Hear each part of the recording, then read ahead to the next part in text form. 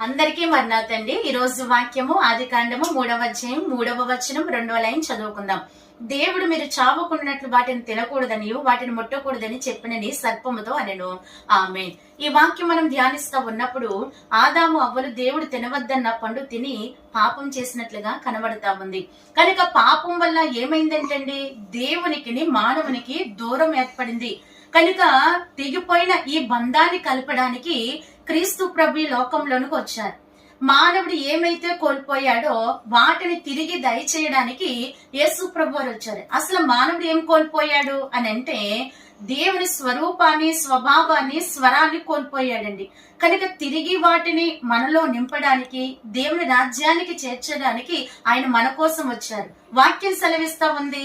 1 Timothy పత్రిక 2వ అధ్యాయం 5వ వచనంలో దేవుడు ఒక్కడే, నరులకును దేవునికి మధ్యవర్తి కూడా ఒక్కడేనండి. దేవుడు ఒక్కడే. కనుక ఆ దేవుడే మన కొరకు మానవునిగా దిగొచ్చారు.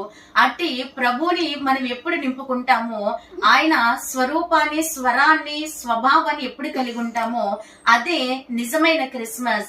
అట్టి రీతిగా ప్రభువుని హృదయం అనే తట్టులో నింపుకొని మరి క్రీస్తును ఆరాధిద్దాము. అట్టి ధన్యత ప్రభు మనెల్లరికి దయచేయును గాక. ఆమేన్.